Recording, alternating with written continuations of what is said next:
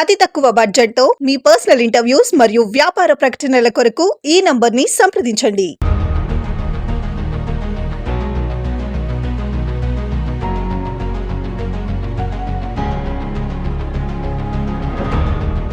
రాజ్యాంగం ఓ రాచరికంగా కాంట్రాక్టర్లకు మారిన వేళ డబ్బుల వైకుంఠపాలెలో అధికారులు నిచ్చెనలను ఎక్కుతూ ప్రజాధనాన్ని పాములు మింగినట్లుగా చదరంగం ఆడుతున్న ప్రస్తుత రోజుల్లో ఉన్నతాధికారులు వారి ఆలోచనలకు పదును పెట్టి ఉజ్వల భారతావనికి స్వర్ణాంధ్రప్రదేశ్ దిశగా అడుగులు వేద్దామని ప్రతిరోజు ప్రకటనలు ప్రసంగాలు చేస్తున్న వేళ సామాన్యుడి జోబుకు చిల్లు తప్పదా? ఎన్నో రకాల పన్నులు మరెన్నో విధానాలతో సంపదను సృష్టిస్తున్నాం, కాంట్రాక్టర్ల జోబులు నింపుతున్నాం. యథార్థ సంఘటనలు ప్రతి సామాన్యుడి కళ్లకు కనిపిస్తున్నా చోద్యం చూస్తూ ఒక అవహేళన నవ్వు.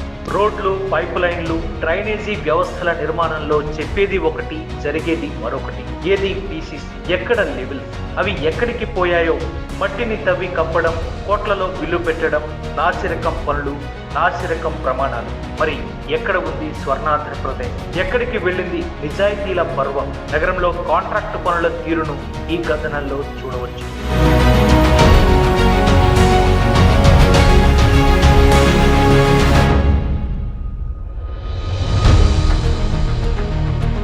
విశాఖ ఉత్తర నియోజకవర్గ పరిధిలో అమృత్ 2.0 పథకంలో భాగంగా దాదాపు 50 కోట్ల రూపాయలతో 7,700 ఇళ్లకు నిరంతరాయంగా మంచినీటి సరఫరా చేసే ప్రాజెక్టు పనులకు జీవీఎంసీ శ్రీకారం చుట్టింది. దీని వలన దాదాపు 1,00,000 మందికి పైగా లబ్ధి కలగనుంది. దీనికి సంబంధించిన పనులు నియోజకవర్గ పరిధిలో జోరుగా జరుగుతున్నాయి. కొన్ని చోట్ల భూగర్భ డ్రైనేజీ పైప్ లైన్ మరమ్మతులు కూడా జరుగుతున్నాయి. అయితే నగరాభివృద్ధి పేరుతో నగరవాసులకు జీవీఎంసీ నరకాన్ని చూపిస్తాం. గత కొద్ది రోజులుగా చాలా ప్రాంతాల్లో నీటి సరఫరా పైప్ లైన్లు వేసేందుకు గోతులు తవ్వేశారు. దీంతో వాహనదారులు, ఈ ప్రాంత వాసులు తీవ్ర ఇబ్బందులు పడుతున్నారు. సౌకర్యాల పేరిట మంచిగా ఉన్న రోడ్లను తవ్వేస్తున్నారు. ఆ గోతులను కప్పేసినప్పటికీ చాలా చోట్ల మట్టి ఉంటుంది.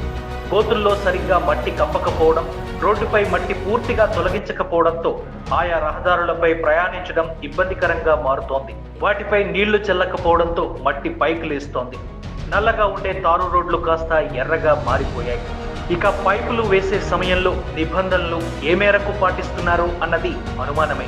లెవెల్స్ సరిగ్గా చూడడం లేదన్న ఆరోపణలు కూడా ఉన్నాయి. ఆ పనుల వివరాలు తెలిపే బోర్డులను కూడా ఏర్పాటు చేయలేదు. వీటిని దృష్టిలో ఉంచుకొని ఈ పనులు జరిగే ప్రాంతాల్లో అక్కడున్న ప్రజలకు పనులు చేపట్టాల్సిన విధానాన్ని తెలపాల్సి ఉంది. దీని వలన నిబంధనల మేరకు పనులు జరుగుతున్నప్పుడు ప్రశ్నించే అవకాశం కూడా వారికి ఉంటుంది. అవినీతి రహిత పాలనకు ఈ దిశగా అధికారులు దృష్టి సారించాలని ప్రజలు కోరుతున్నారు.